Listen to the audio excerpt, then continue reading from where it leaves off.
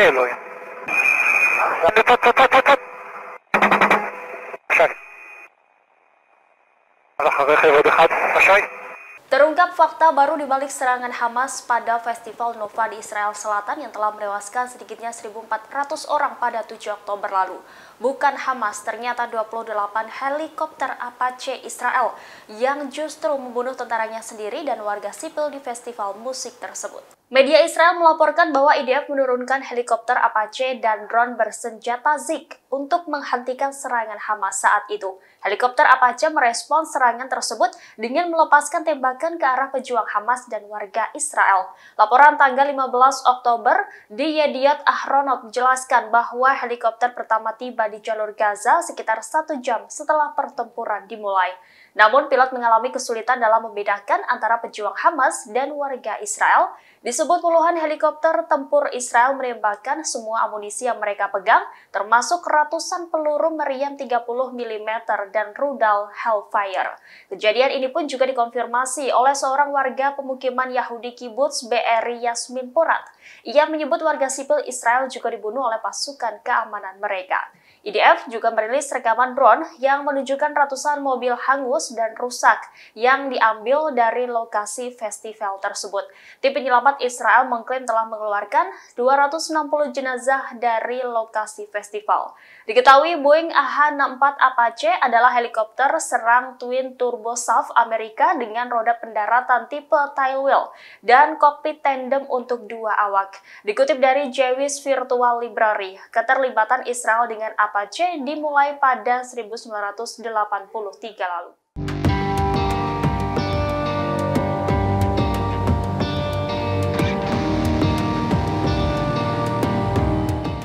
Kelompok militan Hamas disebut sedang mempersiapkan serangan besar-besaran kedua terhadap militer Israel. Hal ini memungkinkan untuk memicu konflik yang lebih luas hingga menyebabkan krisis di negara Yahudi tersebut dan memutuskan hubungan Israel dengan negara-negara Arab. Dikutip dari The Washington Post, Senin 13 November, informasi ini diungkap oleh beberapa sumber intelijen. Pejabat Israel menyebut Hamas merencanakan serangan tahap kedua di kota-kota besar Israel dan pangkalan militer. Intelijen mengumpulkan sejumlah bukti sejak 7 Oktober lalu yang menunjukkan Hamas telah merencanakan serangan yang lebih besar kepada Israel. Menurut para pejabat, beberapa militan membawa cukup banyak makanan, amunisi, dan peralatan untuk bertahan selama beberapa hari. Mereka juga diinstruksikan untuk melanjutkan serangan mereka lebih dalam ke Israel jika gelombang serangan pertama berhasil. Selain itu, salah satu unit Hamas juga membawa informasi intelijen dan peta-peta yang mengindikasikan adanya niat untuk melanjutkan penyerangan hingga perbatasan tepi barat. Intelijen Israel menduga serangan Hamas pada 7 Oktober sudah direncanakan lebih dari 1 tahun. Hamas sengaja menyembunyikan rencana tersebut bahkan ketika para pemimpinnya mengisyaratkan niatnya.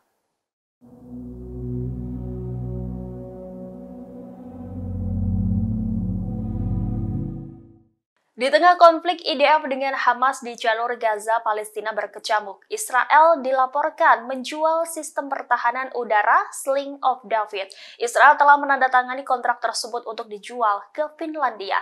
Hal ini menandai pertama kalinya senjata tersebut ditransfer ke luar negeri. Dikutip dari Helsingit Sanomat Senin 13 November, Menteri Pertahanan Israel Yoav Gallant menyebut sistem anti pesawat David of Sling dijual senilai 317 juta euro. Media terbesar di Finlandia itu menyebut pasukan pertahanan Finlandia saat ini tidak memiliki rudal anti-tank pesawat berkecepatan tinggi. Pembelian David Sling bertujuan untuk mengisi kekosongan tersebut. Pengadaan ini dianggap sebagai salah satu pembelian persenjataan terpenting Finlandia tahun ini. Sementara pada musim panas lalu, Amerika Serikat dilaporkan telah menyetujui izin Israel untuk menjual sistem pertahanan udara David Sling atas permintaan Finlandia. Sebelumnya diberitakan Israel diisukan bangkrut seusai Perdana Menteri Israel Benjamin Netanyahu meminta warganya menyumbang untuk operasional perang di jalur Gaza, Palestina. Perang melawan Hamas di Palestina sepertinya menguras dana pemerintah Israel. Hal ini terkuak dari pengumuman Kementerian Keuangan Israel. Mereka merilis aturan baru yang memperbolehkan pemerintah Tel Aviv untuk menerima sumbangan dari masyarakat untuk mendukung biaya operasional perang di Gaza.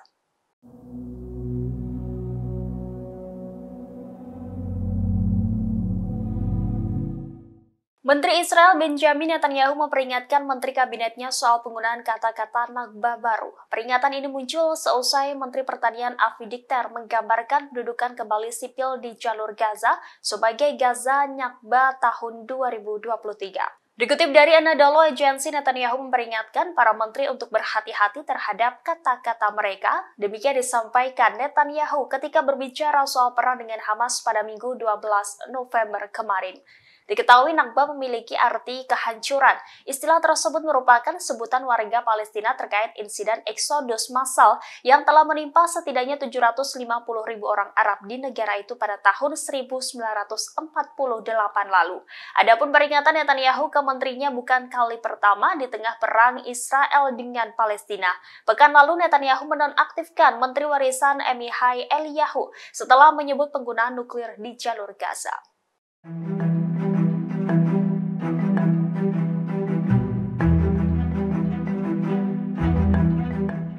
Pangkalan militer Amerika Serikat di Suriah Timur kembali dirudal pada Senin 13 November 2023. Hal ini sebagai tanggapan atas agresi Amerika terhadap kota Al-Mayadin dan Al-Bukamal di Deir ez-Zor. Sumber melaporkan bahwa perlawanan rakyat mengebom pangkalan Amerika Serikat dengan 15 rudal grade canggih. Pengeboman rudal yang intens menargetkan pangkalan Amerika Serikat di ladang gas Kodiko di Deir ez-Zor dan pangkalan Amerika di Al-Shadadi di Suriah Timur. Sumber menyebut 10 menit setelah pengeboman, helikopter Amerika Serikat bergerak dari pangkalan Kodiko menuju pangkalan tersebut. Helikopter tersebut mengangkut korban luka akibat serangan rudal. Dilaporkan pengeboman rudal intens tersebut menewaskan 4 tentara Amerika Serikat. Di saat yang bersamaan, pangkalan Amerika di Al-Shadadi di Al-Hasan, timur laut Suriah diserang oleh 3 drone. Sumber Al-Mayadin mengonfirmasi bahwa mereka mencapai tujuan mereka.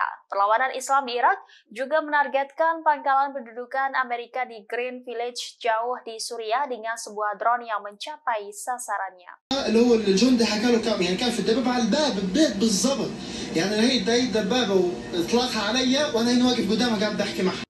Amerika Serikat tidak hanya mendanai agresi Israel di jalur Gaza Palestina. AS diduga juga mengerahkan tentaranya dalam pertempuran di Gaza bersama Israel.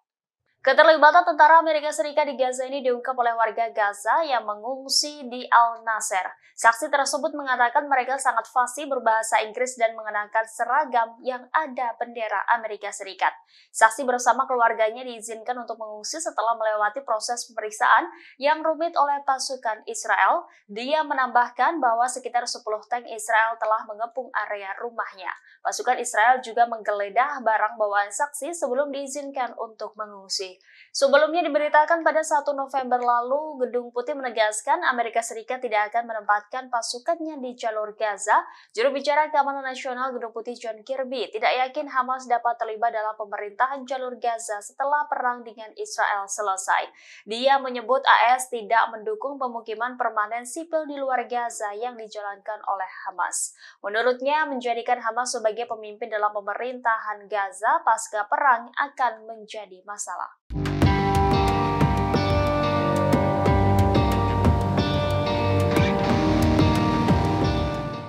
Menteri Kesehatan Palestina Mai Al-Kaila melaporkan militer Israel menargetkan ruang ICU Rumah Sakit Al-Shifa di Gaza, Palestina. Akibat kekejaman Israel itu, banyak bayi-bayi di rumah sakit meninggal dunia. Rumah sakit tersebut kini dikepung dan ditembaki oleh tank-tank dari semua arah. Ruang perawatan intensif ICU Rumah Sakit Al-Shifa dilaporkan kembali ditembaki oleh tank IDF untuk kedua kalinya. Menkes Palestina dalam konferensi persnya pada Minggu 12 November menegaskan pasukan Israel tidak mengevakuasi pasien dan warga dari rumah sakit ke tempat yang lebih aman. Sebaliknya, mereka secara paksa mengusir para korban luka dan pasien ke jalanan di bawah ancaman senjata. Al-Kaila menggambarkan bencana di rumah sakit, para pasien meninggal tanpa mendapat perawatan. Menkes menyebut 12 pasien meninggal termasuk 2 bayi yang baru lahir akibat pemadaman listrik dan kekurangan pasokan medis. Al-Kaila menyoroti semua 3.000 pasien kanker yang sedang menjalani perawatan menghadapi kematian setelah diusir paksa oleh Israel. Selain itu juga ratusan korban tewas belum dikubur dan mulai membusuk di halaman rumah sakit. Anjing liar disebutkan telah menyerang beberapa jasad dan limbah medis menumpuk di dalam rumah sakit. Ia juga mencatat serangan Israel di rumah sakit mempengaruhi sumur air, stasiun oksigen, gerbang utama kompleks, dan fasilitas lainnya. Hal ini menandakan korban luka, pasien, dan tim medis tidak hanya kekurangan pasokan obat-obatan, tetapi juga tidak memiliki makanan.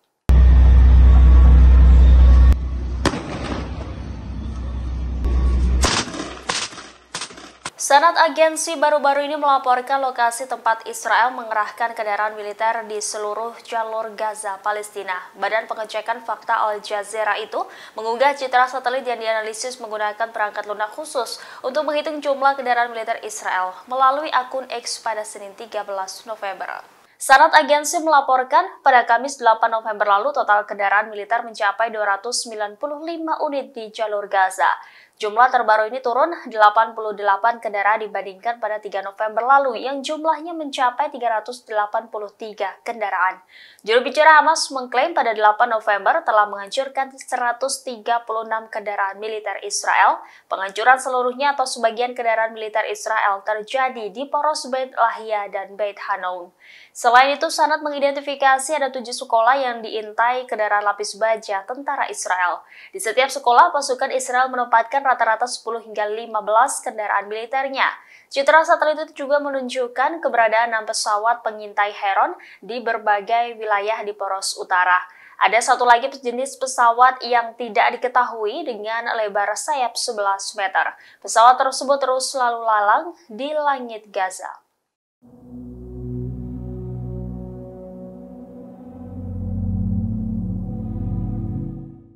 Israel menduga militan Hamas menggali ruangan bawah tanah di Rumah Sakit Al-Shifa, Gaza.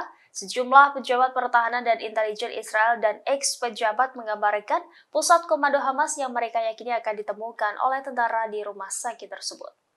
Israel telah lama mengatakan bahwa basis utama operasi kelompok Hamas berada di Rumah Sakit Al-Shifa. Bulan lalu, IDF memberikan visual dan menyadap audio sebagai bukti aktivitas organisasi tersebut. Para pejabat yang enggan disebutkan namanya mengatakan kepada The New York Times bahwa Hamas awalnya mengambil ruang bawah tanah rumah sakit yang dibangun oleh Israel ketika masih menguasai Gaza itu. Kelompok tersebut kemudian menggali beberapa lantai lagi dan menambahkan terowongan untuk menjadikan tempat itu sebagai pusat dalam labirin bawah tanah yang luas. Mereka menduga ada beberapa lantai yang digali bawah rumah sakit digunakan sebagai area pertemuan, ruang tamu, dan fasilitas penyimpanan. Para pejabat mengatakan kawasan bawah tanah yang dibangun selama 16 tahun terakhir dapat menampung sedikitnya beberapa ratus orang. Israel mengatakan situs tersebut ditenagai oleh listrik yang dialihkan dari rumah sakit. Mereka juga menduga ada sejumlah pintu masuk ke sana di dalam pusat medis dan di area sekitarnya. Pejabat intelijen senior Israel juga memberikan gambar-gambar yang menunjukkan pintu masuk rahasia dari dalam rumah sakit. Meski ada tanda-tanda dalam gambar yang mengidentifikasi lokasi tersebut sebagai Shifa, namun foto-foto itu tidak dapat diverifikasi secara independen.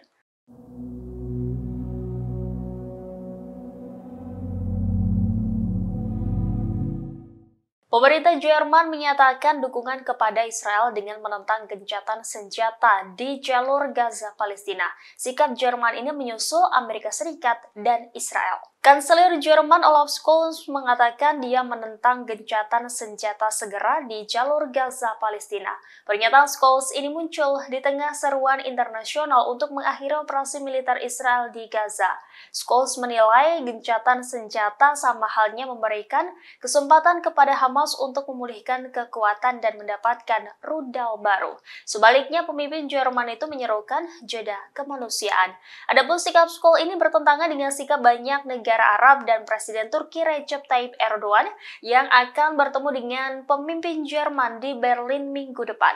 Sebelumnya, Uni Eropa kembali menyerukan untuk segera menghentikan pertempuran antara Israel dan Hamas di jalur Gaza. Uni Eropa juga meminta Hamas untuk membebaskan para sandera yang diculik pada 7 Oktober lalu.